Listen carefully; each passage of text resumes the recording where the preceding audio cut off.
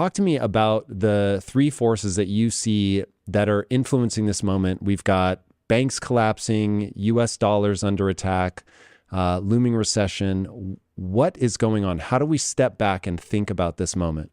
I look at three major forces that are happening now, haven't happened in our lifetimes, but have happened many times in history.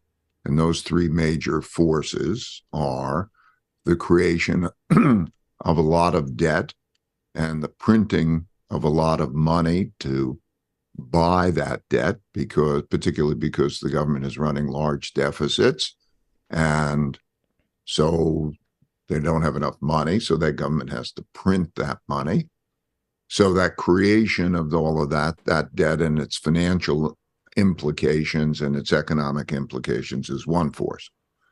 The second force is the internal conflict, the amount of conflict that's internally, largely due to the largest wealth gaps that we've had since the 30s.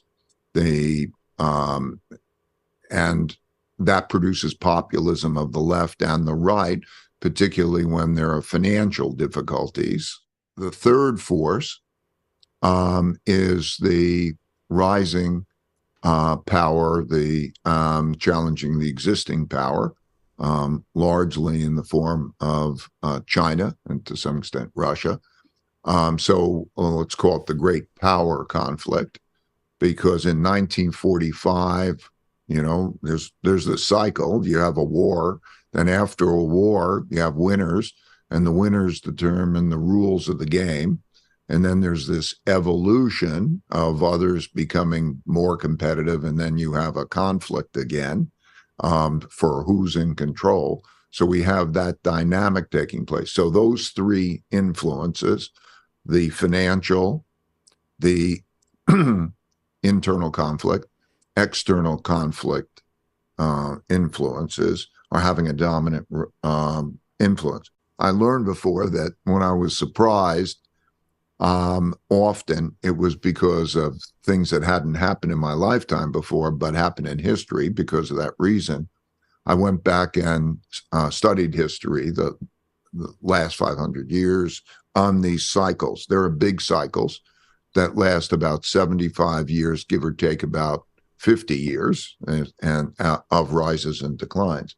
And I put that out because I think it's so important people understand that. I put it out in a book called The Changing World Order and in a free video called The Changing World Order. So when we look at each one of those, they're important. I also learned in studying history that there were two other influences that were very big, and you could see them. The first was acts of nature, such as droughts, floods, and pandemics, the changes over time in the evolution over time of people's learning and the technologies they make. So I'd say there are the really five big influences that drive everything, and they are the money and debt, economic influence, the internal conflict, the external conflict, the nature influence, and the, let's call it the technology influence. So as we go now into this, it's important. Again, I put it out as a free video on YouTube so that people could see it easily. And when we get into whatever we're going to talk about, it'll be certainly in the context of those things. And since they each affect each other, it produces what I call the big cycle. The animation that you put out in conjunction with your book, Principles for Dealing with a Changing World Order, have influenced my thinking around this moment more than anyone or anything else. It makes it seem so predictable from a historical perspective when you look at that big cycle and you see how it repeats. And so as you went through the last 500 years, one thing that you make very clear in the book is that the rise and fall of empires, the rise and fall of a reserve currency, they go in this 6-cycle trend. And the part that I always find unnerving is phase 6 is basically war and collapse. And so you have that previously dominant power loses its position, loses its status as a reserve currency, and it loses it for pretty predictable reasons in the three forces that you were talking about in the beginning, discounting the fourth force, which I don't think in every cycle you always had, and you correct me if I'm wrong, but you didn't always have a pandemic or anything like that. But the fact that we're living in a moment right now where we have all of them. And so we've got, not only is it a moment of massive technological disruption right now, good and bad, but we've got the money printing, the meme on the internet is money printer go burr. So we've got, printing because of COVID. We've got printing coming off of printing because of the 2008 collapse. And now we're again seeing this cycle repeat itself. So I've heard you say that we're in somewhere in phase 5, which is as the empire begins to decline, as you have a rising superpower, as the debt bubble is getting out of control. With that perspective, was what happened with the SVB bank collapse, was that something that you knew, okay, something like that is coming, or was that a surprise to you? No, it was obvious. Look, if you I want to talk about the mechanics, really. I'm so eager to pass along an understanding of the mechanics so people themselves can do the analysis. So one man's debts are another man's assets. Okay, so what happened? The government had to sell a lot of debt. And when it sold a lot of debt, there were a lot of entities that bought a lot of bonds, government bonds.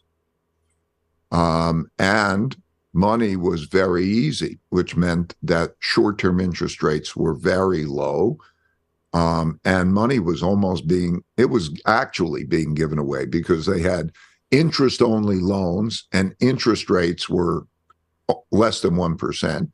And you didn't have to pay back principal. So you could go get money. And so that created a lot of debt, and it created a lot of buying of government bonds. So what happened to Silicon Valley Bank is what happened to many entities all around the world, not just banks.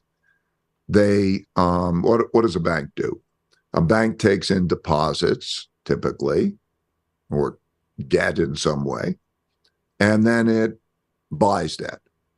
It can do that in the form of making a loan, or it could do that in the form of buying a government bond, buying debt.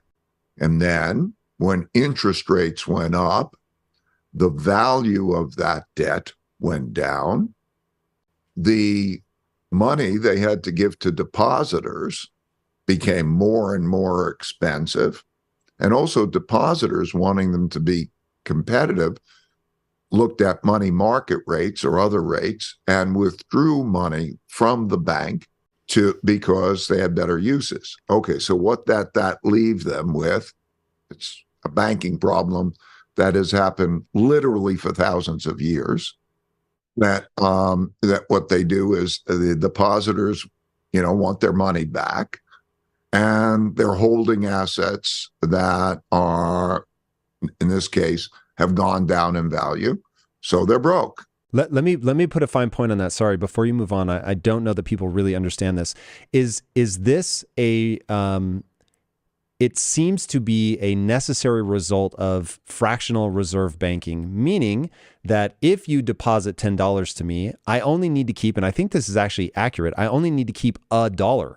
And so the other $9 I can actually put to work in terms of loans to other people or investments. And that puts us in a position where, okay, technically you're giving the bank a loan. A deposit isn't just, oh, my money is in a vault somewhere. I've given the bank a loan. The bank is going to go do things with that of varying degrees of risk. In the case of SVB, They thought I'm doing the least risky thing, which is I'm buying government debt. The government is going to back it. The government, especially the US government, can actually print money if they had to cover that, which they did in this case.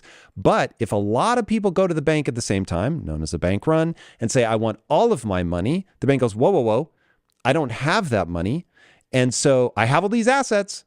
And as long as those assets remain liquid and I can liquidate them in a timely fashion, then sure, as long as the requests for people's deposits back are coming at a reasonable rate, all is well. But when you get a lot of people coming at once and you have the investments that they've made have gone down in value, now you get a perfect storm. Exactly. I think you said it very well. You're allowed to be in the business. Let's call it 1/10. It's actually less than 1/10 is your money. Whoa. But let's call it 1/10. You have a certain amount of money up. They give you the deposits. You invest the money within these general guidelines. So, for example, government bonds are safe from default. So you buy the government bonds. You think you're making a spread. And then what happens is the government bonds go down in value. At the same time as the people say, hey, I want to go take my money and put it someplace else. So you don't have enough money. And central banking works like that, except the government can print the money. So the risk, and when it's the government, is not that you won't get the money back unless, like in this particular case, for a bank, it goes down in value. So you ain't going to get that back. You're going to sell it. But anyway, you described it very well. What happens for the economy as a whole is then they print the money because they don't want defaults. There's a tolerable amount of defaults, and then you get past a tolerable amount of defaults, and it just crushes everything. And so they print the money. Okay. And so this thing with the bank is not a Silicon Valley Bank loan issue. It's not a banking issue. It is a global issue in terms of all around the world, all sorts of entities, pension funds, insurance companies, all around the world. There was a lot of the buying of these government bonds, which have gone down in value. And if you then take it and you say, what's the value of those? Those have gone down. And the cost of money is high. And so the world is leverage long, okay? Long, meaning they own stuff, and they borrowed money to own it, and it's going down in value. How nightmarish does that scenario become? So you've got your money locked up in something for a long time, but it's declining in value. Is this like a classic moment where we can look at this big cycle and go, oh, we know where this goes, like the music has stopped, everybody, or no, it's a bit harder to judge than that? I think it's pretty easy to judge on an intermediate or longer term basis because there's a choice, right? The predominant, the big issue is, okay, the government can come in and print the money and give money to anybody they want to give money to. But when they do that, that typically devalues the money. So think about it, if you're holding a bond, you got a claim on money, but the claims are too much. So one way or another, you're either not going to get back that money in full, or you're going to get back money that's worth less because they print the money. Whoa. Ray, I've never heard anybody say it like that. So let me just make sure that I understood that. The government has effectively issued too many bonds, so people they're holding... And a lot of companies and a lot of other things too. Okay, very good point. So we're not just buying the bonds from the government, we're buying corporate bonds, municipal bonds, like anybody that wants to put some debt out into the market. Government, of course, in fact, I'm actually curious, what's the ratio roughly, if you know this, between corporate debt and government debt? Well, right now, I couldn't give you the exact number off the top of my head, but there's um, household debt, um, corporate debt, and government debt. Yeah, that's terrifying. So even if you took every dollar that our entire country makes, I think it's true globally. If you took every dollar that we make globally and tried to pay off the debt, you wouldn't be able to do it. Well, that's right, but it's not expected to pay it off in a year. I Sure. want to go back to my main point to make this clear. If you're holding that debt, you are holding something that money will come back. Let's say the government can print the money, but if the money's hard, if that's going to be good money that's coming back, it's going to be hard for those entities to pay back because it's a lot relative to their income and cash flows to pay it. And that means that the default risk rises. However, because you're holding that, it means that the debt will be bad one way or another. It's either bad because they don't pay it and needs a haircut for them to pay it, or because they do pay it with money that is going to be printed to come back. So when you look at that, and that problem occurs when there's a lot of debt assets and a lot of debt liabilities. So think of it this way, just want to make this clear. When there was the position that interest rates got a lot below the inflation rate, you're losing buying power. There's no good reason to own that.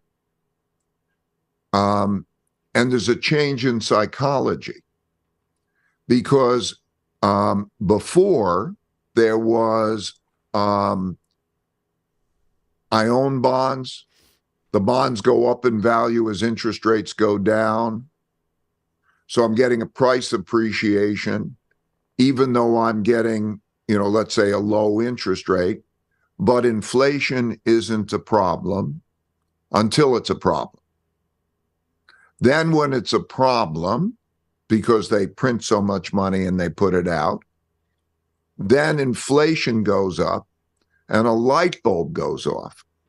That light bulb used to be, okay, how much am I earning? Okay, I'm not earning much, but it's okay. The price of the bond or whatever's gone up, but anyway, I'm holding it and it's safe. And then people realize it's not safe because I'm losing money to inflation. So now you have the central bank wanting to rectify that imbalance by, real interest rates were minus 1.7%. Meaning that inflation was chipping away at your buying power. Yes, if I look at inflation index bonds as an indicator, or other indicators, I'm losing percentage points to inflation by holding that bond. And then when and people realize that, well, you don't want to do that. And then the other side of it was you want to buy and borrow and buy stuff because, money's free. So companies borrow and buy stuff and individuals borrow and buy houses because interest only loans on the houses. I mean, okay, I can buy a house, I can buy an apartment.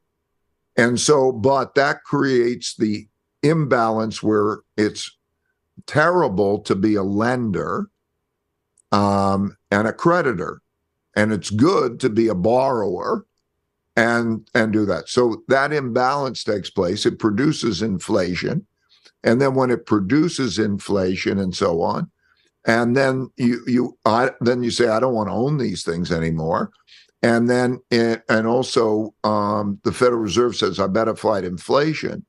They change things.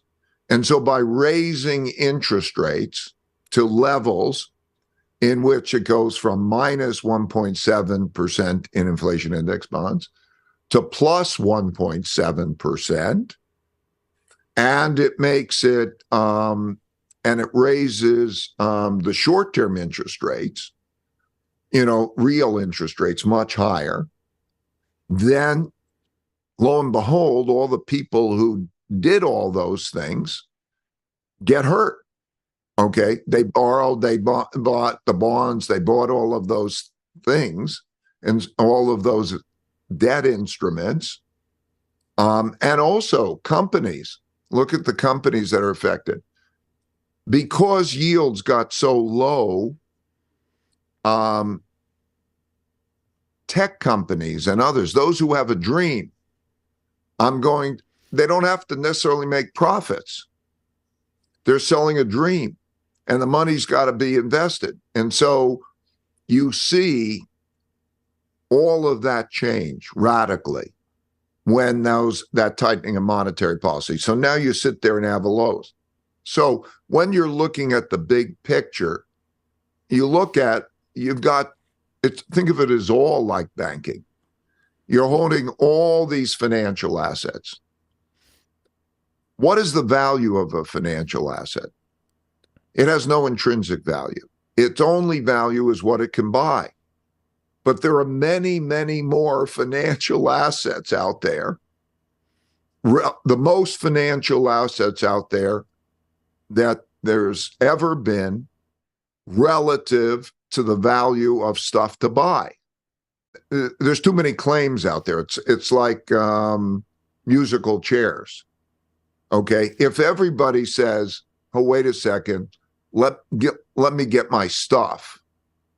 Let me convert my debt assets. I want to get my stuff. I want to get real stuff." That's a real problem. And so that's the global picture on the first of those 5 influences, right? The fact that it's happening with the other influences is very important because they affect each other. So this financial picture, by the way, is the same as in the 1930 to 45 period, and the same as they were throughout history. You can reboot your life, your health, even your career, anything you want. All you need is discipline. I can teach you the tactics that I learned while growing a billion-dollar business that will allow you to see your goals through. Whether you want better health, stronger relationships, a more successful career, any of that is possible with the mindset and business programs in Impact Theory University. Join the thousands of students who have already accomplished amazing things. Tap now for a free trial and get started today. Yeah. For people that don't know, that's World War II. Just to... it started with a financial crisis that then caused internal conflict. Mm-hmm. What do we do about the financial crisis? The populism of the left and populism of the right in this internal fighting. And 4 countries that were democracies chose not to be democracies because of the conflicts that were existing. And those countries were Germany, Italy, Spain, and Japan, because there's a lot of internal conflict over wealth when you have that. And so that creates a lot of internal disorder, a lot of fighting, okay? In some ways, almost civil war forms everywhere, some form of civil war. Who wins the internal war? And of course, that happens also at the same time as there's the external conflict. So first of all, everybody's fighting over resources. You have populists come to power, and the populists are not compromisers the way democracies work. Yeah, let's fight. I'm going to fight for you. Don't worry, I'm not in the middle. I'm not going to compromise. And you've got to pick a side. And so the moderates, there's no place for moderates. You've got to pick a side. And the sides are, let's say, internally in the country, the left and the right, and externally, I don't know, the Americans and the Chinese, or the Americans, okay, and you got to pick a side and fight. And so that becomes the dynamic that is these periods of time. And these periods of time have typically lasted about 10 to 15 years. And they have various symptoms to it. So in the book, I write out, there's like a disease, like a cancer. You see stage 1, 2, 3, 4. If you have these things, you could look at it and you could diagnose, and you see it moving from stage 1 to 2 to 3 to 4 to 5 and to 6. You could see that taking place. And each time you come closer to a bad set of circumstances, bad financial circumstances, and bad fighting over things. Yeah, so this is where this gets really breathtaking. So you've talked a lot about this idea that there are things, you even mentioned at the beginning of this episode, there are things that have not happened in our lifetime, but they happen over and over and over. And so it is very easy for me as somebody born in the 70s to think, oh, war isn't a thing that happens in the US, it's something that happens elsewhere. Populism isn't something that happens in the US, it's something that happens elsewhere. But it does happen. We're seeing it ratchet up right now because of that. I heard you once say, and I think this is really important for people to understand about the internal conflict. In fact, you and I bumped into each other in Dubai, and I was saying, Ray, as given everything that's going on, how do I think? How do I think about where to live, whatever? And you said, Tom, the only thing that matters is how people are with each other. And for whatever reason, it really hit me that time what you meant by that. And I understood the importance of this conflict. And what I heard you say previously is that in the French Revolution, it was the moderates that got the guillotine. It's like you are forced, because I consider myself very centrist in nature, and you find yourself, as things escalate, being forced to take a side, which the French Revolution one gave me pause. I was like, not how I would want to end up as a moderate. Really fast, going back to that this is a global moment. It's a predictable part of the process. That stage 5, the debt is too much. Interest rates are now going up to keep inflation from running away. We printed money like crazy. You've got the rise in conflict. When we printed money, when the Fed printed money to backstop what looked like it was going to be a potential contagion from SVB, obviously, I think there were 5 banks that ended up failing. Is this now contained, or is what the Fed did just going to forestall something that's inevitable? The dominoes are beginning to fall. I mean, okay, you know what the next dominoes are, and you can imagine the dominoes. So, for example, they're not going to buy the debt. A lot of them are not. Those who bought the debt and have too much debt and have debt losses on government debt are not going to buy more of that debt, for example, and therefore, when the government sells more of the debt, there's not going to be an adequate number of buyers for that debt. You know that those who are hurting because they have those losses won't make loans, and a lot of those loans went to real estate, particularly commercial real estate. And you know that for various reasons in commercial real estate, that we don't use it the same way and so on. So you're going to have problems in commercial real estate. You know that this kind of money was also financing venture capital and private equity entities that also have cash flow problems, challenges. And so you know that funding is not going to be there in the same way.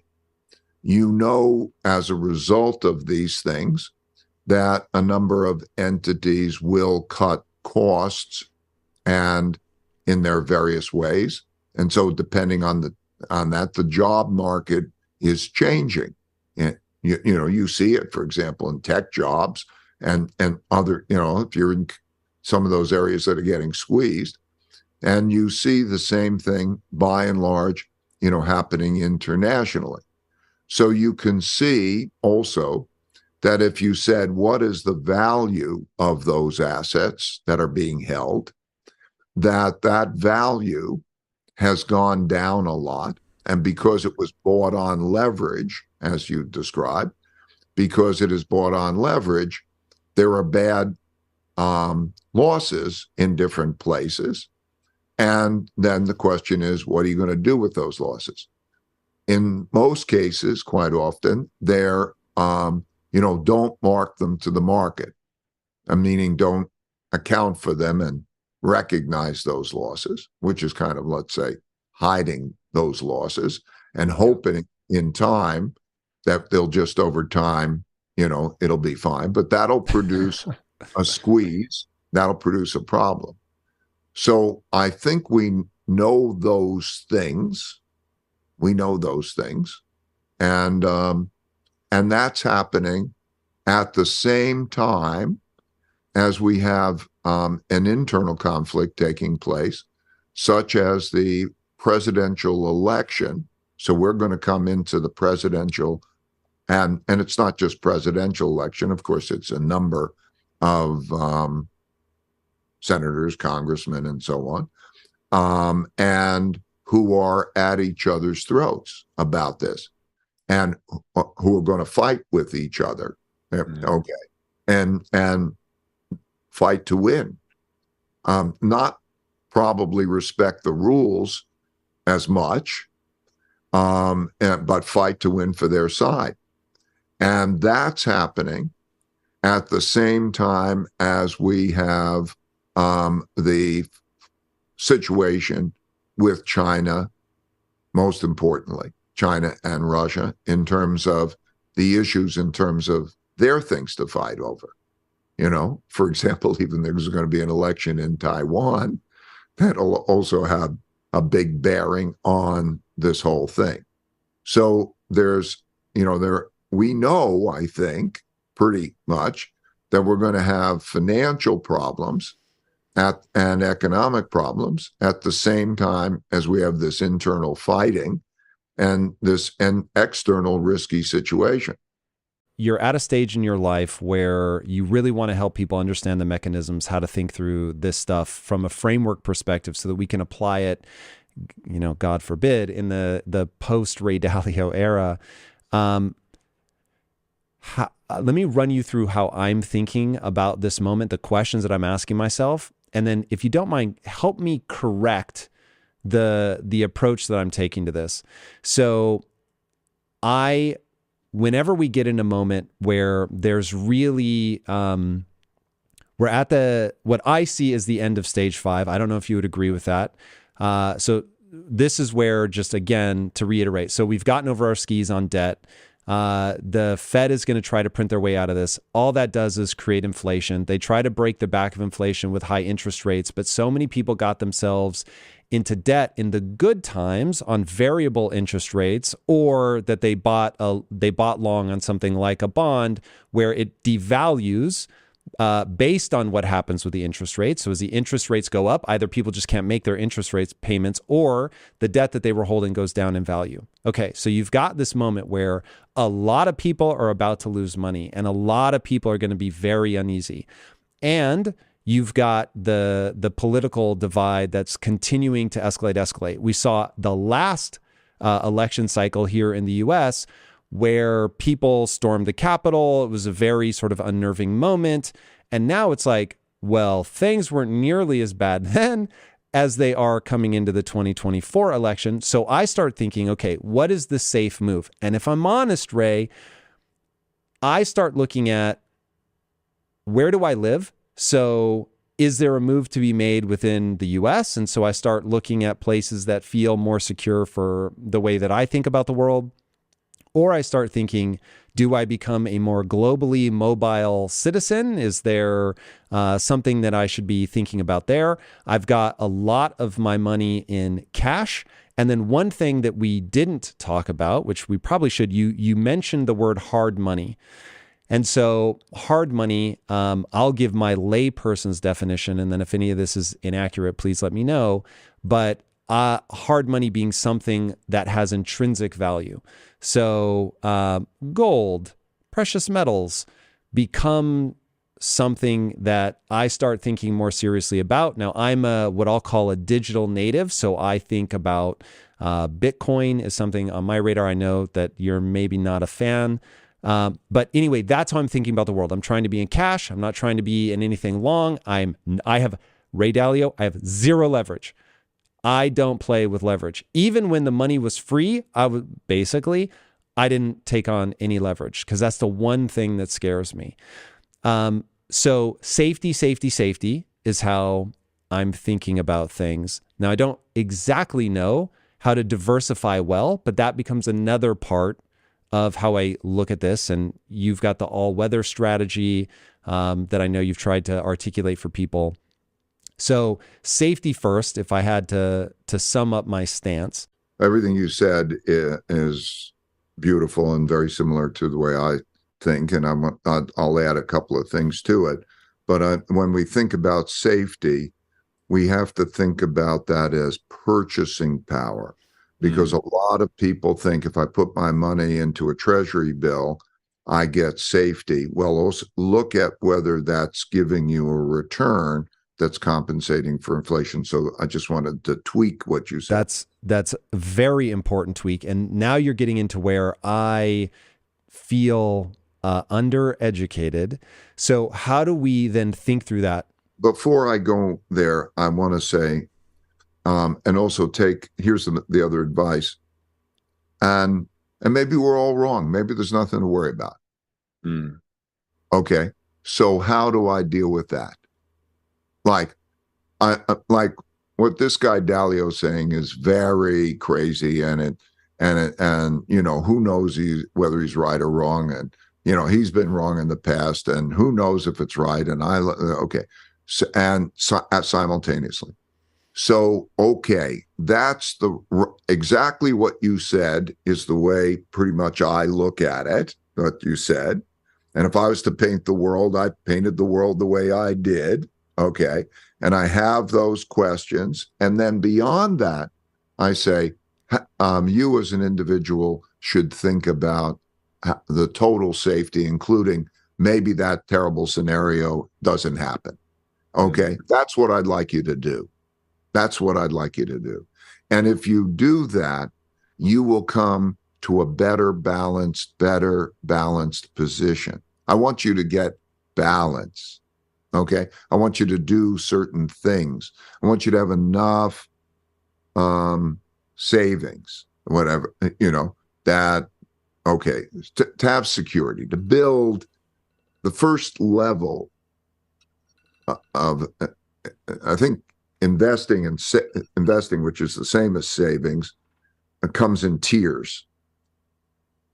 Tier 1, tier 2, tier 3 on risk.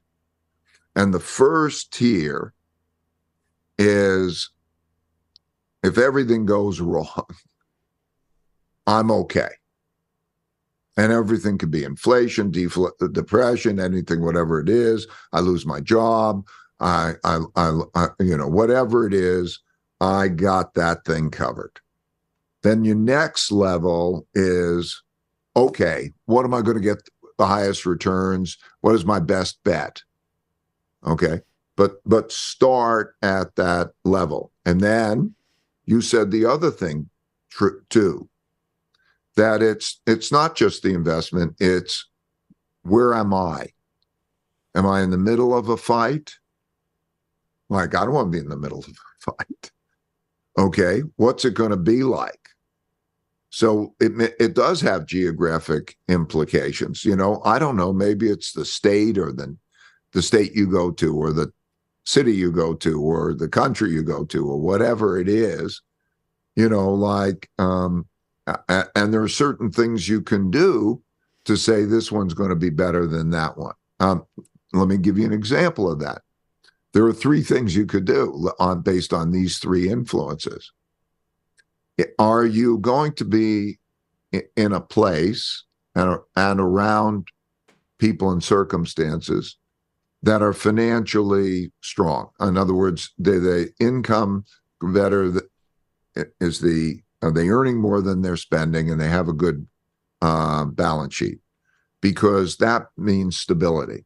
If you can go through that and you have stability, places that are like that are better off. Number two, do they have internal conflict? Country, place, and is it a hospitable environment for me? Okay, that's the second. And then third, are they in the risk of an international war? Like, I don't want to be where the fighting is. I really don't. And I want to be safe and stable and so on. So this is a time for looking for such things. Yeah. Okay.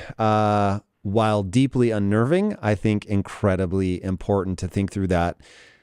Let's talk about diversification, doing that well. You talk about uncorrelated assets, and I don't know how much you talk about this publicly, but I'd love to understand. It seemed like for people that don't know your background, you have a meteoric rise.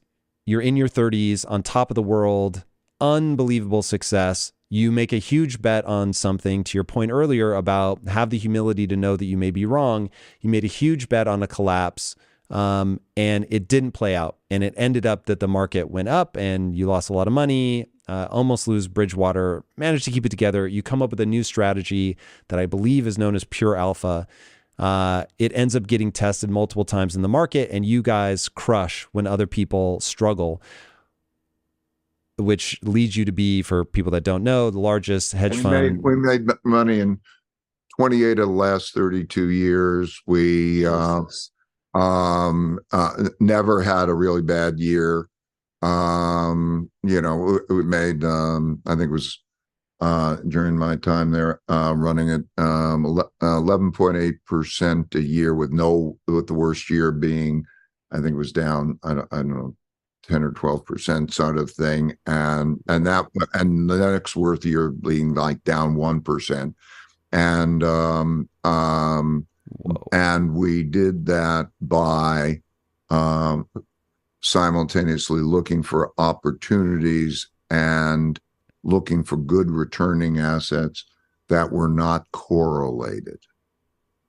Diversification of good, and just as you point out, what happened was, and by the way, those returns are not correlated with the stock market or whatever. So they were stock market, bond market, they're uncorrelated. So they were effective diversifiers in portfolios, which almost all go up and down together. And this was diversification. And so it was loved by investors, institutional investors, and so on. And the thing, and as you point out, what I learned from, basically this punch in the face mistake, this painful mistake, is I learned how to make good money without having big loss. I learned how to improve my return relative to my risk. And I learned that the holy grail of investing is 10 or 15 good uncorrelated return streams. You get that and you will, I don't know, have a similar path to the path I've been fortunate enough to have. And so that's what I want to pass along to people. You go into the COVID year, the one year that we lost, I don't know, it's 10 to 13% or something, was 2022 because COVID came along. I didn't have COVID in our system. We had other things. So that was it. And so there's, something comes along all the time for anything. Everything has its time.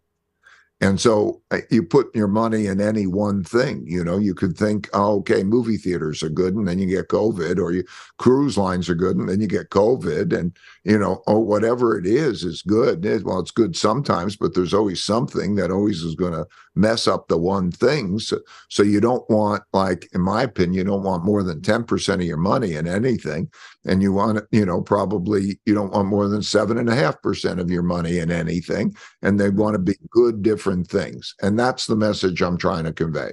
Right now, one of the things that has me the most unnerved is the attack on the dollar.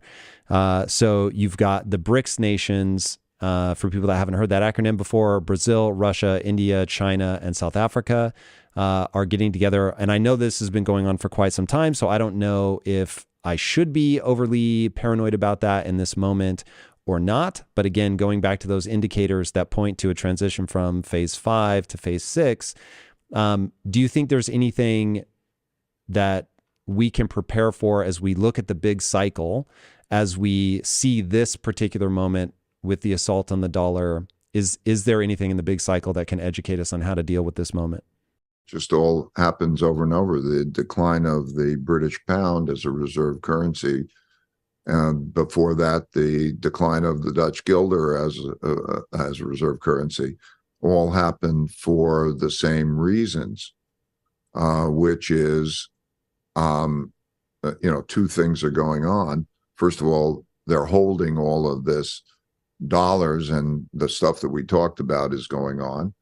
And then also there's the weaponization through sanctions of the dollar. In other words, the United States' greatest weapon to use, as distinct from its military weapon, is sanctions. And so sanctions means you freeze other assets, you freeze assets. Those assets are the bonds. And so that happened with Russia, and there are threats of it with other countries, China, and so on. And there's kind of the thinking, well, if I hold the bonds, can that happen to me? And and then why am I transacting in this other third currency rather than transacting directly? So, for example, the United States share of world trade has declined, and China's share of world trade has increased to become greater. And so if two countries are trading, let's say Saudi Arabia is trading with China, why do they buy? Why do they go to the dollars in order to do that? No good reason to go to the dollars, and they don't know that. Then they're worried about holding the dollars because they might get sanctioned, and so you see more of those transactions taking place in other currencies, and then the usefulness of the dollar as a storehold of wealth changes. It's like, think about it in the most fundamental way. Everybody wants a medium of exchange and a storehold of wealth. So in other words, if everybody's using the dollar in world trade, then you want to save in dollars, because you say, okay, now that's the thing I spend in, and I save in the dollars. But over time, as the share of world trade goes down, why aren't they denominating in like China has a larger share of world trade? Traditionally, the countries that have the world's reserve currency have the largest share of world trade and the largest share of world capital flows. And because the United States has declined, and also there's a worry about that, holding it because of sanctions.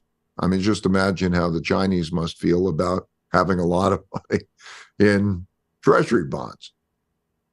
Like, I would be worried that I would like be treated like Russia would be treated. It's not something I would want to hold as a safe asset. And other countries like who might feel that they can get sanctioned, and for all those reasons, they're less inclined to hold. And when we call dollars, what we're really calling is dollar debt, because you hold dollar debt. And that's what is a debt? It's a promise to receive currency. So, okay, so now getting out of those things and transacting in other currencies seems to be the safer thing to do for those countries. And so that's the dynamic that's taking place. So it's not an attack on the dollar. It's like, I don't want to hold those things. And so very similar to on the British pound, what happened is the British had the war, and they were the most powerful empire ever in the world. And they had World War II, and they came out of World War II financially in debt, a lot of debt. And who held the debt? All these countries held the debt because that was the residual from then. But they had a problem. They had a debt problem. And so they needed to print more money because it was too much of a squeeze. And then you had, so it deteriorated, and then they sort of said, please hold my debt, please hold my debt. They went to Commonwealth countries, the part of those that were in the former British Empire.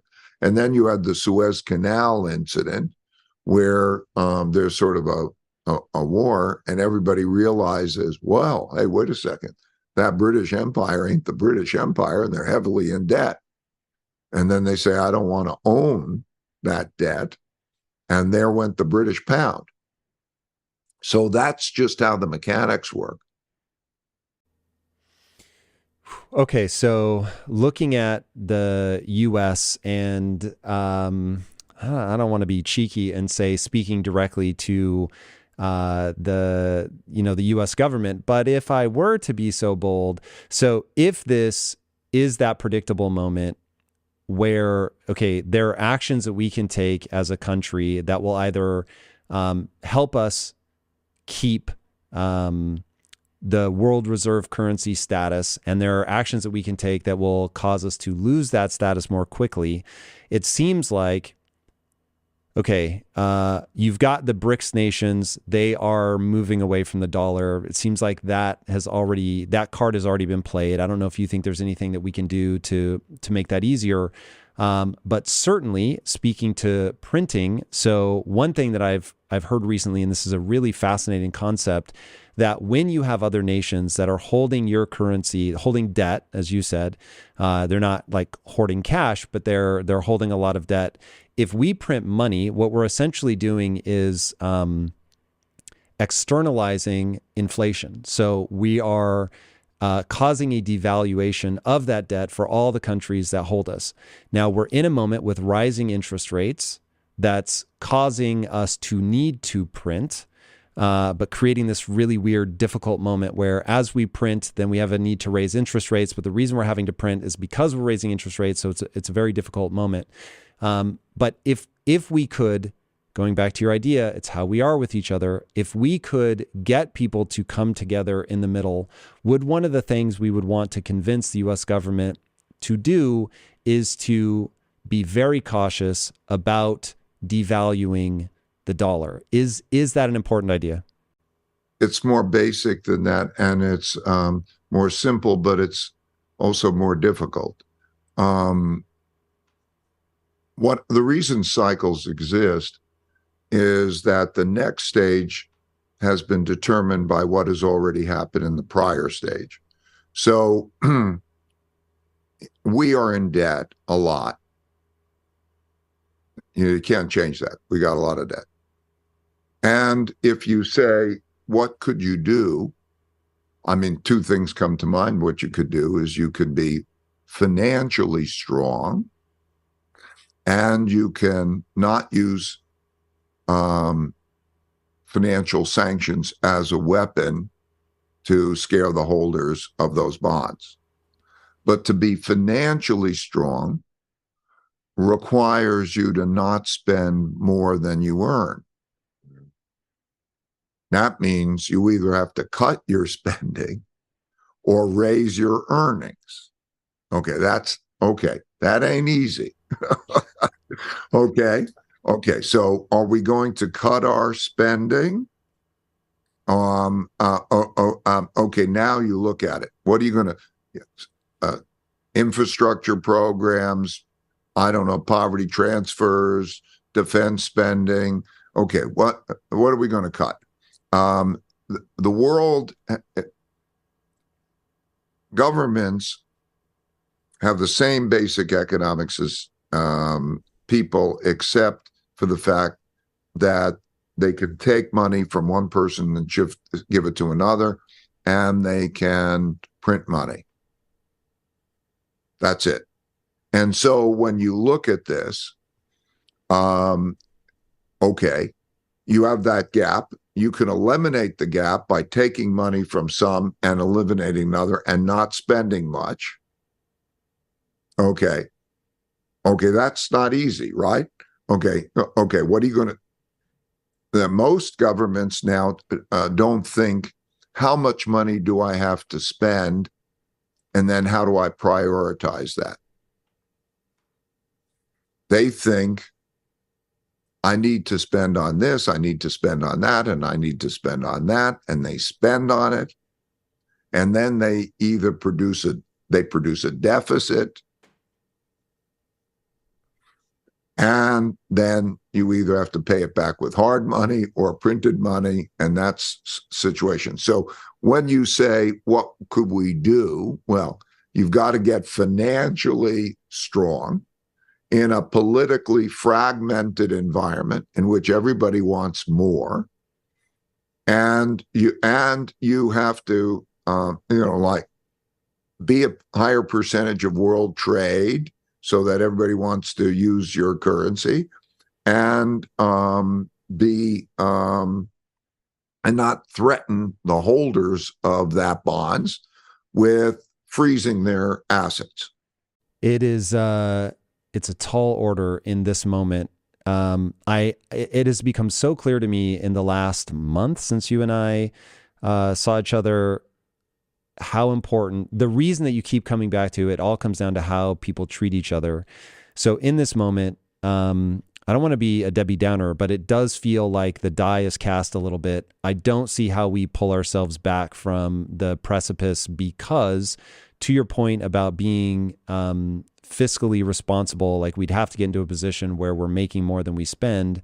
I want to circle around to something. As you were talking, you mentioned infrastructure, and it got me thinking about, okay, what are things that we would need to go right? So I think everybody is aware, and I've heard you say that there are changes that are going to need to be made to capitalism in order to bring back a thriving middle class, and the importance of the thriving middle class. And you've defined the things, again, staying to the theme of principles here, of the three things that we need to do to be strong as a country, or for any country to be strong. And you said 2 parents in the home, great public education, and then equal opportunity. Where do you see us on those? Are we moving in the right direction, moving in the wrong direction? Well, again, maybe I aspire too much to 2 parents in the home. It's certainly better if you have 2 loving parents raising a family. That's good, but maybe that's too much to ask for. But in other words, good parental guidance. Okay, you're raised well, you're educated well. You can go to a public school that educates you well, and you have good guidance, so you're well raised in a healthy environment. And not only do you learn, skills and all that, but you learn how to behave well with each other. So you learn civility, and so you come out capable and civil to a land of opportunity in which you can, work and have a good environment. And really, that's all you need. If a society does that, right? And I think where the things that are going on. Education in a lot of public education is deteriorating. It's a real problem. My wife works to help the poorest school districts, the poorest people in the state of Connecticut. And the state of Connecticut it's always 1, 2, or 3 in terms of the highest per capita income.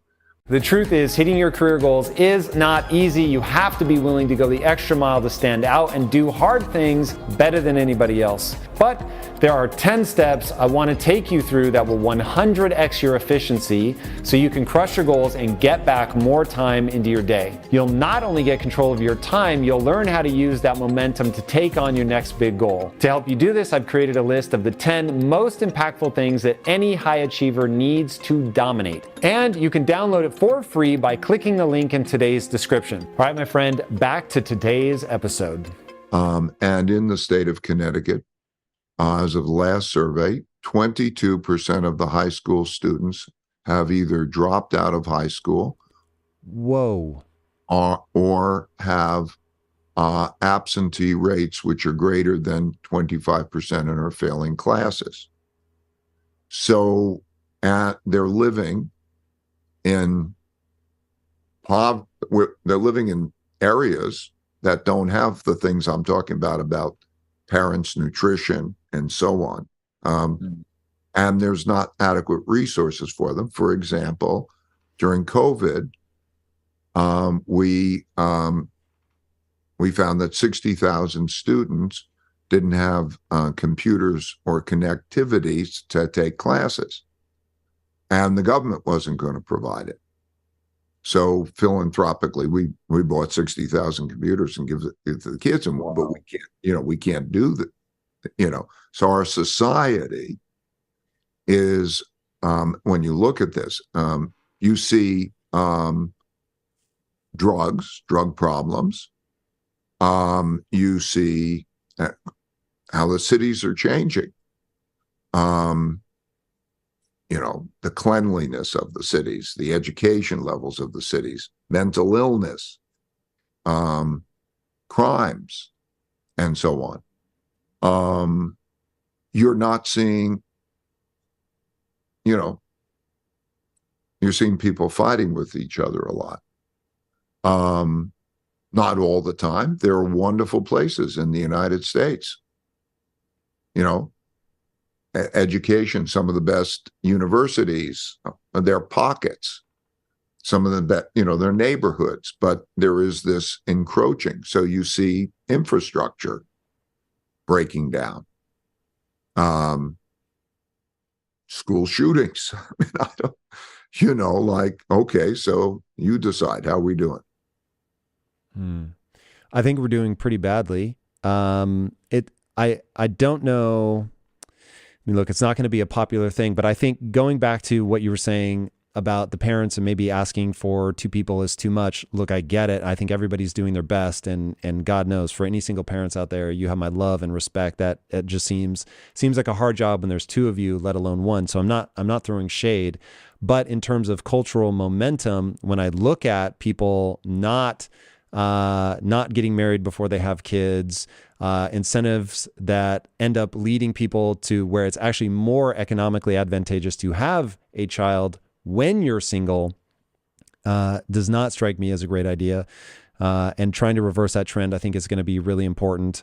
Really putting a ton of time and energy into making sure that we are looking at ourselves on a global stage from an educational standpoint, and understanding that we're competing against, just to really make it stark, we're competing against China. Now, I have employees that grew up in China. I actually have some contractors that are in China currently. And when I see the discrepancy of what demands the educational system places on them when they're young versus the demands that we place on our students when they're young, it creates a ripple effect as they get into the workforce in terms of just the expectations that they have of themselves, the drive, the desire to excel. So these strike me as really, really problematic things. I'd love to talk to you about Singapore. So as we're talking, and I haven't studied Singapore very closely, but when I think about, how they've created something that seems really amazing very recently and sort of born up out of nothing, is it those three principles? Two parents in the home, quality education, equal opportunity. I mean, is that it, or is there something else? Earn more than you spend.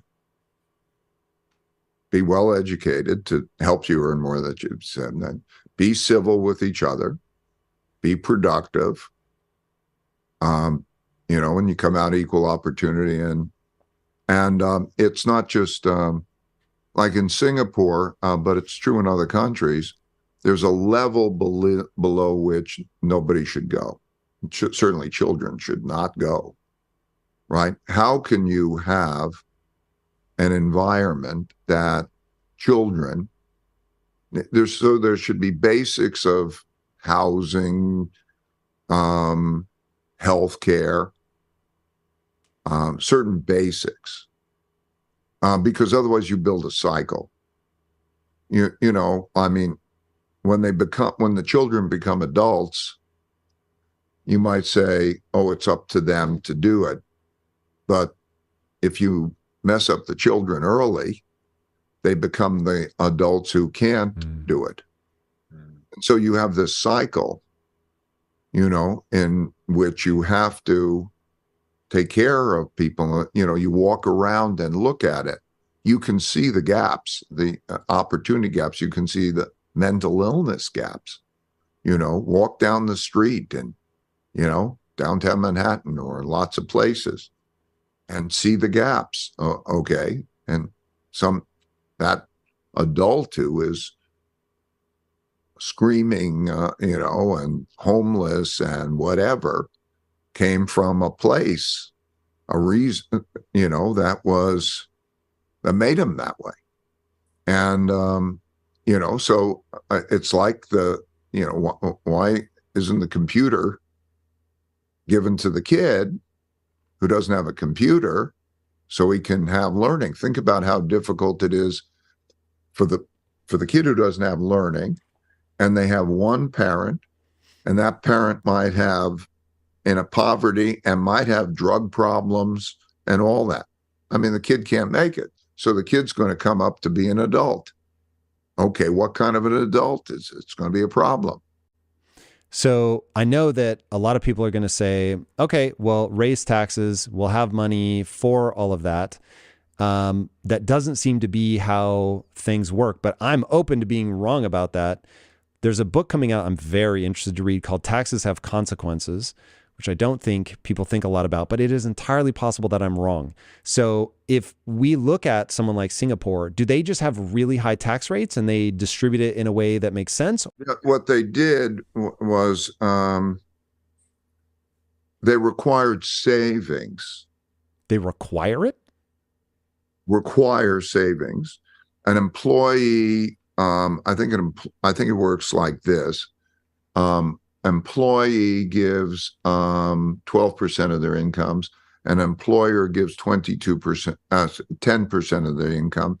So they saved something like 22% of their income is in savings.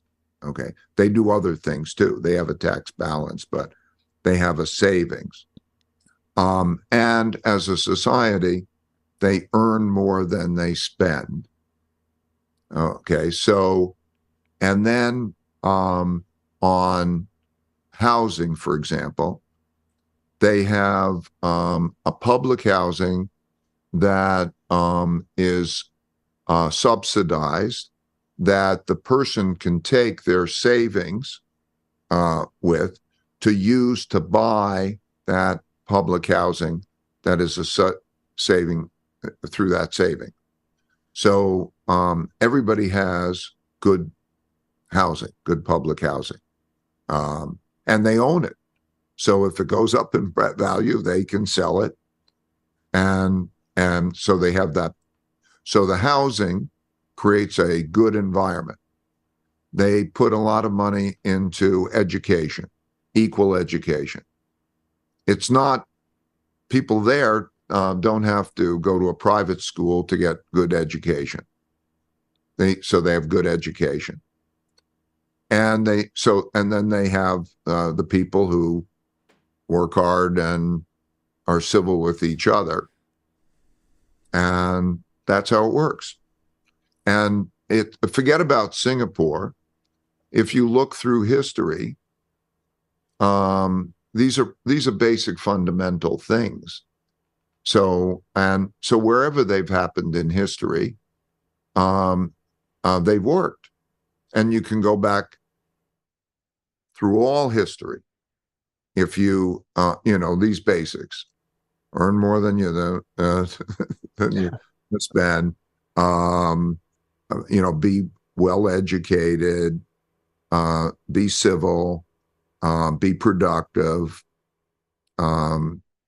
those types of things. That those fundamentals work.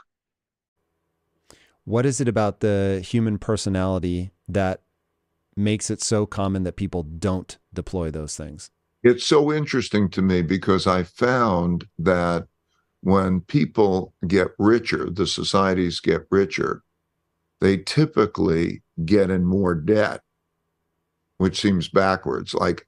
So for example, I watched the first time it happened when the United States started borrowing money from China.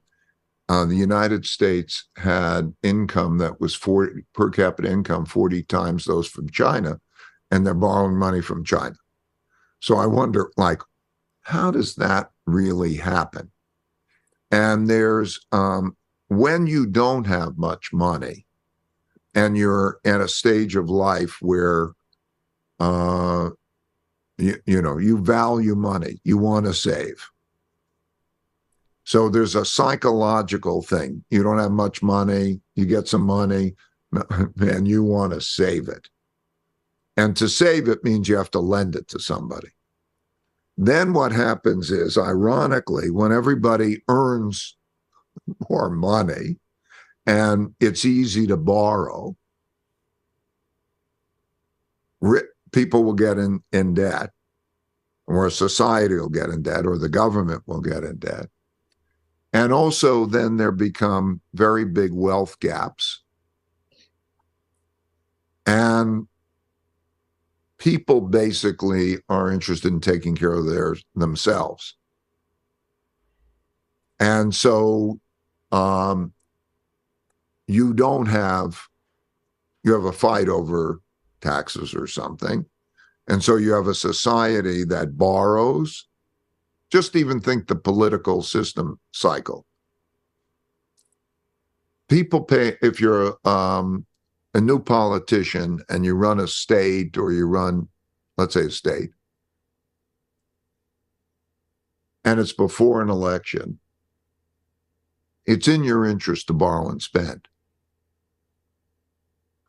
Because nobody pays any attention to the borrowing, where the money comes from. They pay attention to the spending. So give them stuff, go spend, give them stuff, have a party. It's like having a party on debt. And there's this short-sightedness. It's like raising kids, they call it the marshmallow test, you ask a kid in early age, I can give you one marshmallow now, or I can give you 2 marshmallows in 15 minutes. Which would you prefer?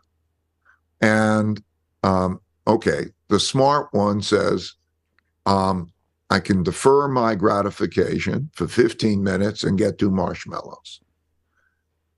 We have a lot of society who wants it now. So is it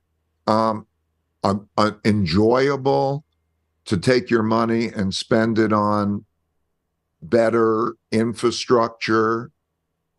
Or let's take the education system. The education system, according to the Constitution, is a state decision. So it's not federal, not mostly federal money. Then you come down to the state, and it's mostly a tax district. If you're in this neighborhood through property taxes and so on, you will get the money to educate your children in that tax district. So naturally, richer tax districts will have better money. And so, like, I'm in Greenwich, Connecticut. And last numbers I looked, I'm sure they're higher than this now, but it was not that long ago, is in Greenwich, Connecticut, it was $24,000 per student. In Bridgeport, Connecticut, which is like 10 minutes up the road, it's $14,000 per student. Whoa. And they need more money because they're poor. So if you just take, it's not just education. How do you clothe the kid? How do you feed the kid? How do you give them the computer that doesn't come through the school and all that? They need more, not less budget. So those are the mechanics of it. First, you have to go to bipartisanship. Like if I was president, I would have a bipartisan cabinet. And then if I was dealing with the economic problems, I'd get smart people from the right and smart people from the left who want to make this thing work. And I'd put them into like a Manhattan Project kind of thing. In other words, put them into 6 months in which they have to agree on a system that's going to work. Tie them together and force them to agree and come out with that and have them gain control over the extremists who are going to fight.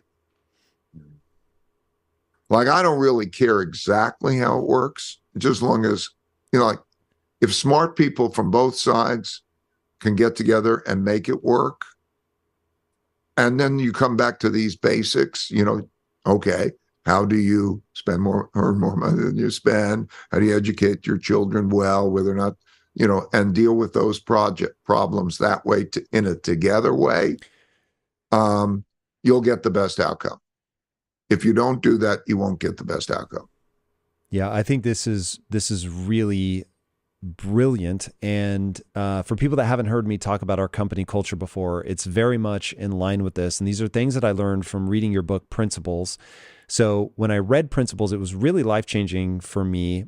It was before you and I had ever done an interview, because what I liked about the book is exactly what you're talking about right now, this idea of a bipartisan cabinet. So in my own company, I'm not looking for people to agree with me. I'm looking for people that will challenge my ideas. I'm looking for disconfirming evidence. I want to get the smartest people that I can possibly attract to what we're doing and saying, okay, we need to disagree with each other well, so that we can identify the right answer. To your earlier point, you're going to be wrong so often that if you go into something thinking I'm infallible, I'm going to have all the right answers, you're just headed towards disaster. So my question is, how do we set up a situation where people can disagree well? What is that structure? I think it starts with worry. I have a principle. If you worry, you don't have to worry. And if you don't worry, you need to worry. Because if you worry, you'll take care of the things that you're worrying about to the best possible way. If you don't worry and you just go headlong into these things, you're going to have a real problem. So I think that you have to have people first realize, what does that picture look like if we don't do these things? If we don't have bipartisan, if we don't solve these problems together, if we fight, you have to see the clarity of those two paths and have people choose the good path. Okay, we will figure this out intelligently to make the best possible thing, intelligently and together. Okay. It starts there. It's not a structure. Where does the structure come from? It comes from people, okay? And it comes from people having a need to create a structure and a way of being. So how do we get people to worry? Well, maybe what we're doing. I mean, I think they have to worry at two levels. First, enough of us worry that we vote for it, or, we use our voting and our others to say, let's vote on together and compromise, and smart people doing these kinds of things. And that's worrying about the society as a whole. And then there's worrying of, as an individual, if they don't do those things, how do I take care of myself? Those are the two types of worries, or two types of impacts you can have, right? So I think they need to think of both of those. For people that aren't familiar with Lincoln, how much have you looked into him? His idea of a team of rivals sounds like very similar to what you're saying about having a bipartisan cabinet. Is he somebody that you've looked at, or? I know that I know a bit about Lincoln. I wouldn't call myself an expert, and I know that about him. And I think that's really, really great. Yeah. So when, whether it's at Bridgewater or elsewhere, how do you facilitate people disagreeing well? Because let's say that you have an intern going against your chief investment officer. Like, how would you, do you take that person seriously? They have little to no experience. How do you set that up so that you don't waste time, but at the same time you get the best ideas? First of all, you explain to people, and you understand yourself, how important thoughtful disagreement is. So you remove it, you minimize it from being something that people view as a fight and get upset about. You have to change the attitude about disagreement so that, if you're in disagreement, then one of you is probably wrong.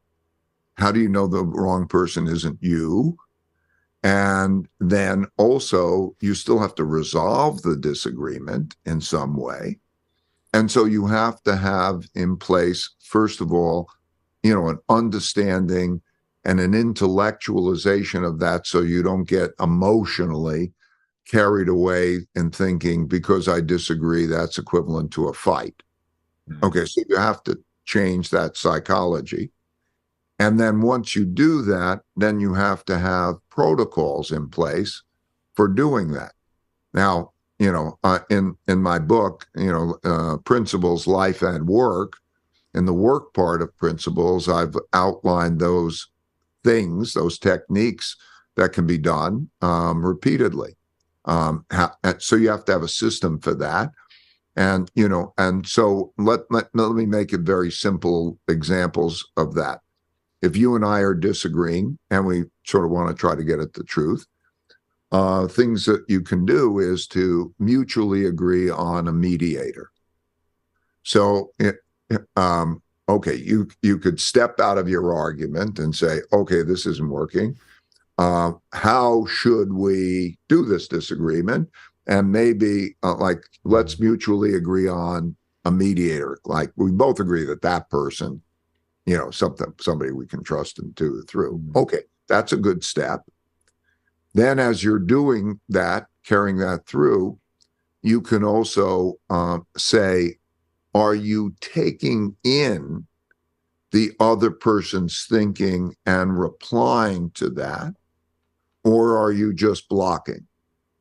And there are techniques that you can do to demonstrate you've taken it in, okay, like repeat the other's point, and so on, and then reply to the other's point, and then do certain things like not interrupt.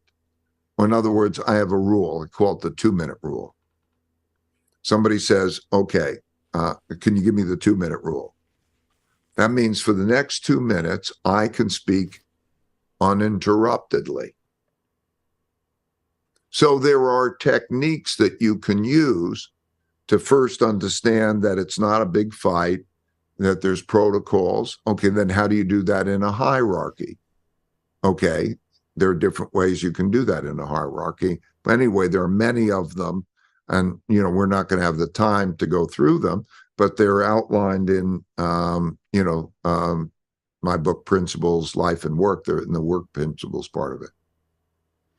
Yeah, that's something that we found really effective here is rules of engagement is how we refer to it. So whether it's the 2-minute rule or something else, but ultimately getting people to understand, I'm saying this in the context of somebody who's trying to figure out how we get, we know that the big cycle has a high degree of predictability, and I'm willing to accept that maybe the U.S. can't remain the reserve currency forever. Maybe we're not going to be the dominant world superpower forever, but that I want to handle that transition out as well as possible. And usually phase 5 to 6 ends with literal bloodshed, and things have to get so painful before people can correct course.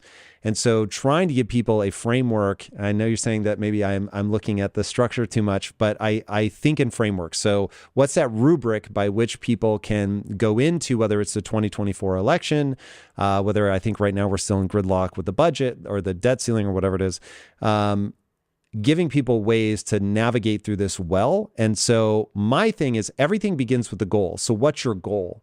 And even just getting any group to agree on what the goal is. Now, once we know what the goal is, then we can start saying, okay, what people or ideas are most likely to get us there? How do you stress test an idea? How do you know? I just want to emphasize, though, as you're doing that, the people have got to agree how they want to be with each other first, before there's a structure. I mean, we can have structure. I can create structure. And we could do all sorts of things. We can have a bipartisan cabinet. We can have the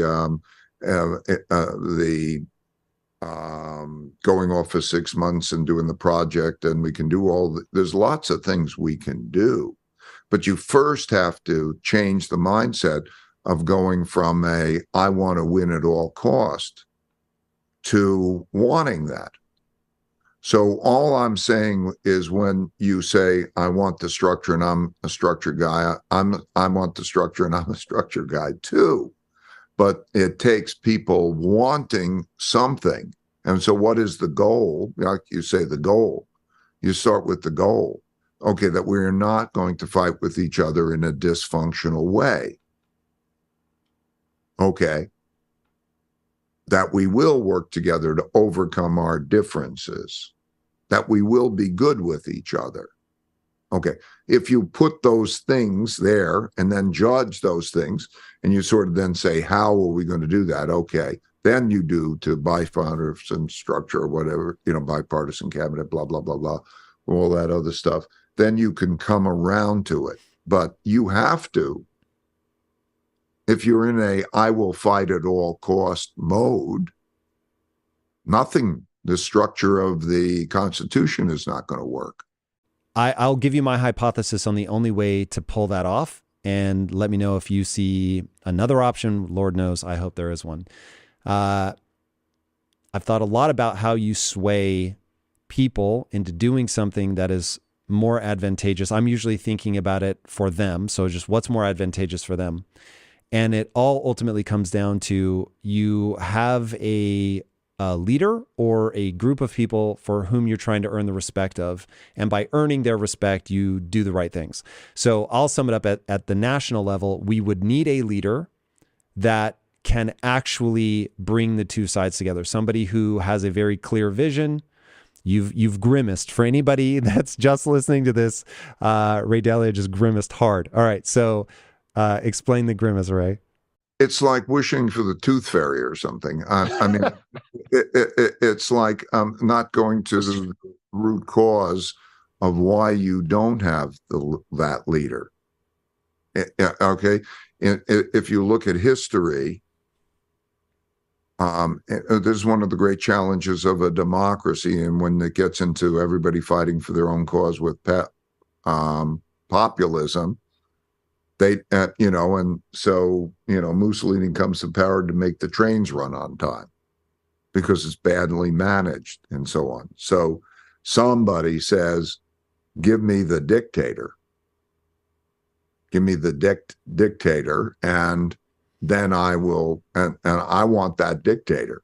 So that's what we're, okay, so how do you get that leader?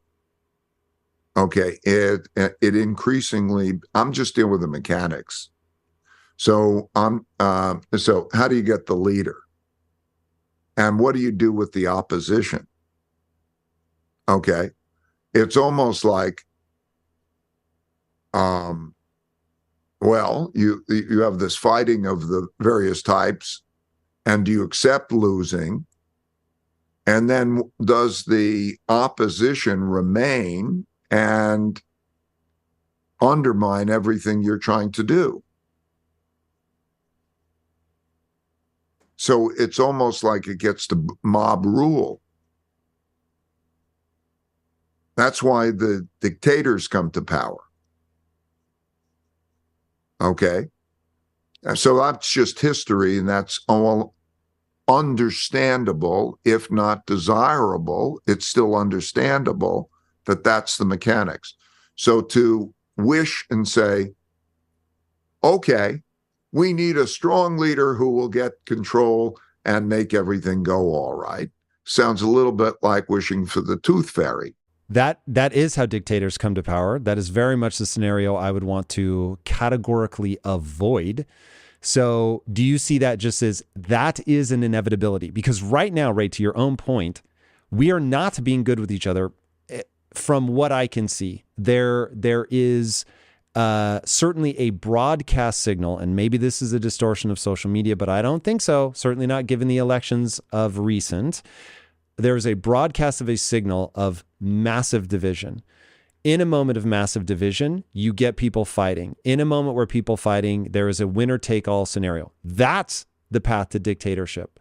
So while my path may be wishing for the tooth fairy to want somebody who's inspiring that can unite people, I'll ask it pointedly. Do you just see it as an inevitability that we head towards dictatorship? When you say have a leader that way, you're not dealing with the mechanistic determinants to say, how do you get a society that is splitting apart and operating in the way that I describe to have a leader that leads and people follow properly? Okay, you're skipping over that. You can't skip over that. Do you see a path, though, other than, because the natural way that this plays out? The only path I can see is the one that I'm referring to. If you worry about the alternative, okay, so if you worry, look at that. What is it? You must not have it. If the more people worry about that, then the more likelihood you won't have that. In other words, if you want to tilt the odds in all the different ways, I don't know, take out the ads, have conversations like this, do whatever it is and say, I worry of what's going to happen. So we must not have that. And we really must have this other alternative. I really want to buy into that other alternative. And you have somebody arguing for that other alternative. Like, will you follow? And I'll tell you, the prime Mario Draghi in Italy. Let me just tell you the story very quickly of Mario Draghi in Italy. Mario Draghi used to be the head of the European Central Bank, which was like being head of the Federal Reserve for a number of years. And he and I got to know each other in that. He completed that. And he's highly, highly respected. He's Italian. And Italy has crazy anarchy. Like they've had an average of one prime minister a year, and so chaotic and so bad that all the political parties got together and said, we will be united under Mario Draghi. We will let him lead. We will turn it over to him. Wow. And he said, I will do that only as long as all the political parties remain united. because if they don't remain united, we're going to get into this dysfunctional fighting, and I know it's not going to work. So for a period of 18 months, he was prime minister of Italy, and very loved. People loved him. And then one of the political parties dropped out because they disagreed on his approach for, I think it was handling Ukraine. And he said, okay, now I'm resigning, even though everybody wanted him to stay overwhelmingly. But he said, I can't govern under that kind of a fragmented environment. And, in other words, he knew where it was going to go. So he resigned. And in the period between him resigning and actually turning it over to the new prime minister, we had lunch. And we were talking about these things. And what he was describing and what exists is the issue that we're talking about, the inability of a leader to be able to lead when there's so much fragmentation. And if you look at the history of democracies, and you go back to Plato, Plato's Republic, he wrote the Plato. A lot of people think Americans invented democracy. No, it existed way back, in the Roman and Greek times and all that. And so he looked at the cycles. And what he said was, there's this cycle of these different systems. One leads to another in this way, where what happens is the greatest risk of democracy is an anarchy, because the fragments, it becomes uncontrolled. They all have their interests. They fight and they tear the thing apart. And then, so what happens after that is then you get the dictator. And you get, ideally, the benevolent dictator. In other words, the one who really knows how to make good things happen, and he cares about the country. He doesn't care about his personal wealth and those kinds of things, and they create that. And to create order that comes about that. And then in that cycle, after a period of time, you inevitably get the incompetent or selfish dictator. And then you have a revolution, and then you go to a democracy and so on, and these things go in cycles. And so when you're asking the question, of the leader, you're saying, okay, let's create a leader and have them go lead. You can't ignore the fragmentation and the inability to lead in that set of circumstances. I agree with that. But if you, even in your own example, what you had in Mario is somebody that is able to garner the respect of all the different factions. Now, I understand that it ultimately broke apart, but he is the tooth fairy that I'm talking about. You need somebody that people can unite under. But it didn't work because of how the people behaved with each other, and it won't work. Okay? Yeah. Okay, so if we know that people aren't going to stay united for long, what you're saying is the duration that people can stay united is the duration that you can have that sort of peace, prosperity. And the second that you... How long is that duration here? I mean, let's look at the situation. I mean, it doesn't exist, let alone have a duration to it. Yeah. Ray, you say very troubling things in a very calm manner, which I think is probably the only way to say them. All right. So as I then step back and I say, okay, the cycles are what the cycles are. You said something earlier, which I think is really important that I want to re-emphasize. What's happening now is a determination from something that happened earlier.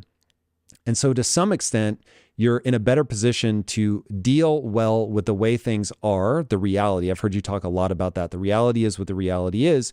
You need to be awake. You need to be paying attention to that reality. And then you need to base your plan of action based on the truth of that circumstance. To do that, though, one thing I think is incredibly important is people have to be able to strip their emotions out of this. I know you're a huge proponent of meditation. How do people get good at removing emotion from the equation so that they can see reality accurately? Well, meditation is a huge benefit for that. So it gives one both a calmness and a clarity. And it gives one an ability almost to go above everything and look down on it and say, okay, here's how things work. And an acceptance of reality. It's like this serenity prayer. God, give me the serenity to accept that which I can't control. Give me the power to control that which I can, and give me the wisdom to tell the difference. And, just to be able to approach things in an open-minded way, like we talk about, you asked the question about disagreement. How can I approach disagreement? Do I emotionally get into a fight about it, or do I handle it well? Meditation and those types of things, calming yourself down, viewing everything more like it's think of a reality as being like a game, like a chess game. Okay, calmly. Okay, this thing happens, and what's your next move? And how does it work? Okay, very fascinating. So if you take a chess grandmaster or anybody that's really proficient at chess and you put a chessboard in front of them, they look at the board and they don't have to analyze each individual piece. They know that pattern on the board very well. They know where you are in the game, and so that's a chunk of information. It feels like a very similar approach to the way that you're looking at financial markets, global movements, the big cycle, in that, I can drop you into a scenario. You'd look at a few key pieces of information. You'd know where we are in the cycle. So, starting with the 3 forces that we talked about at the very beginning. Hey, tell me where those 3 forces are. You expanded it to 5. But tell me where we are with those 5 forces. That's the chunk on the chessboard that I need. Boom. Now I know how to take that next move. That's what I want to try to give to people, okay? That's why I have the animated video on YouTube. That's why I have the book, because it's like watching the same movie happen over and over again. You can see it, and you understand the cause-effect relations, so you can understand. So when you ask questions like, how do you get better? And then we deal with the mechanics of that. Like, okay, how do you get financially better off, and how do you be good with each other and not be threatened? It's just, if you look at it that way and you understand the mechanics, it is what it is. That's how reality works. And then how do you deal with it? Makes a lot of sense. Okay, so in terms of chunking, in terms of understanding where we are in the cycle, one thing that I'm thinking a lot about is, as we go into the 2024 election, I've heard credible people say that they think China is going to make a move on Taiwan in the sort of chaos of the division that we have here in the current global superpower. Do you see that as a logical move on the chessboard for China? Is that something that seems plausible to you? I have very good contact, so I have close contacts on both sides, and so I'm just wanting to say it rather than just throwing out an opinion. My opinion is that there's a political situation in the United States that it's really the issue of how much the United States pushes the issue in Taiwan that makes it risky, because there's a move of, let's say, hawks or some to defend Taiwan, or So let me just give you the facts. If there is I'm going to give you a little history. Okay. Please. Taiwan was part of China. And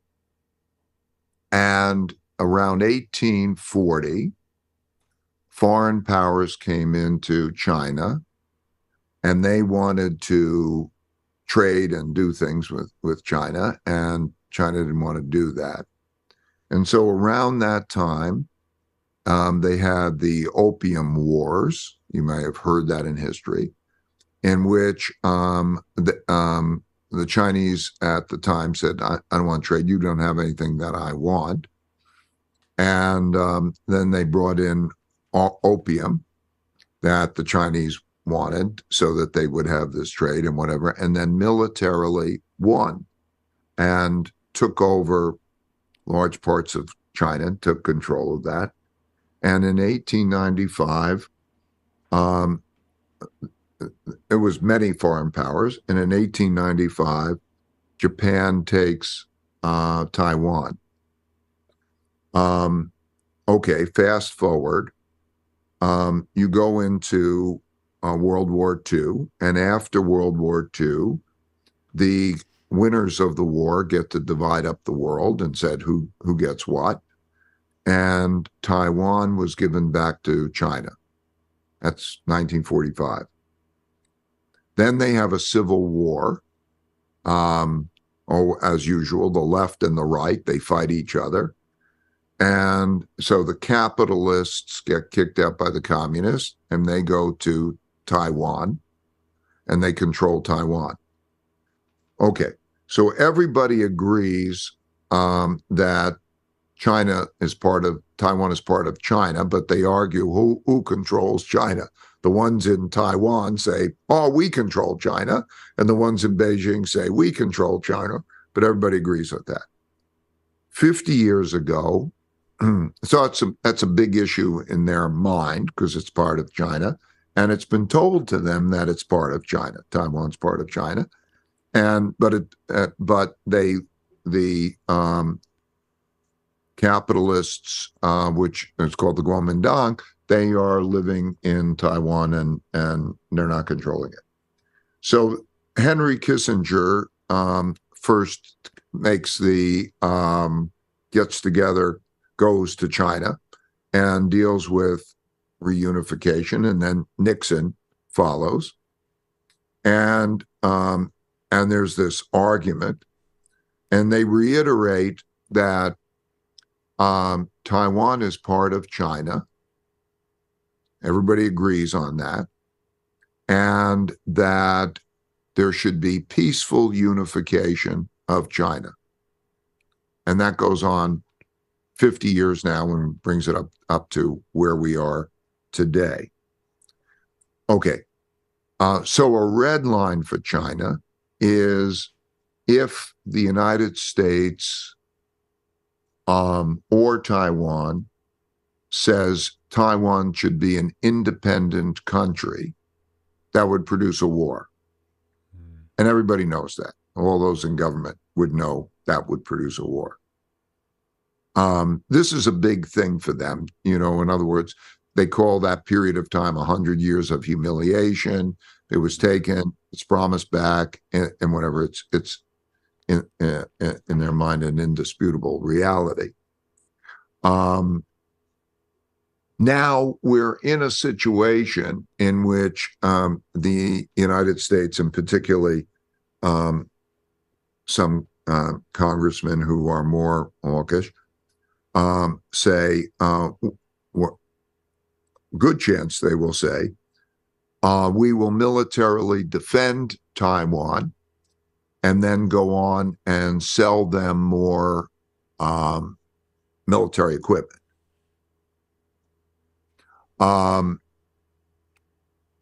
So it's very, very close to saying, I will, it's a separate state.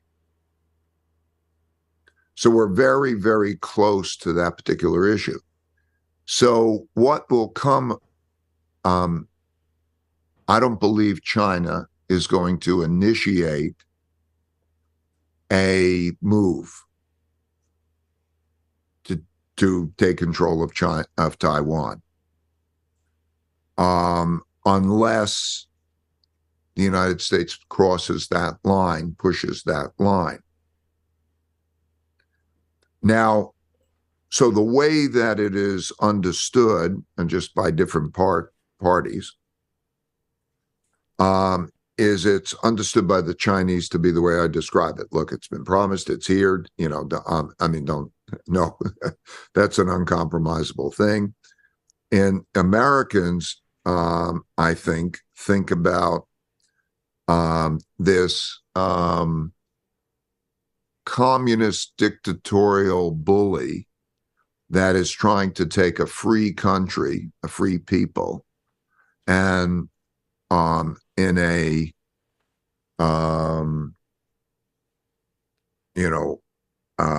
aggressive way take over them, and that we need to defend liberty and protect them from that. Okay. I just want to emphasize it's more complicated than that in the way that I said.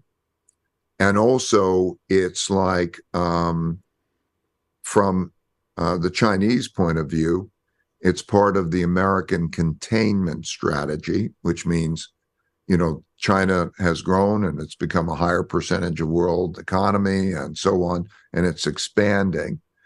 And it's like Taiwan is the lid on this boiling pot. So that's my best description of what the situation is. So I would say, if you want to know what really happens, watch it the way I describe it. In other words, is it unprovoked, or is it provoked in the way I just described it? Now, again, I'm a very realistic person. I'm not an ideological person. I'm not trying to, okay. I'm just like, how does reality work, and what's the move, and what's the next move? And I'm just trying to describe that reality. I'm not taking a side in it. It's just like two sides in a chessboard, and I'm just looking down at the chessboard. Ray, what are the things that you think people need to understand about the world to navigate it well? And I'm asking this now at this moment because hearing even how you answer the question of China, if I had to guess what you're going to say to my question, I would say it would be people need to understand human nature. People need to understand finance. People need to understand. I think you're making it too complicated. Oh, give it to me.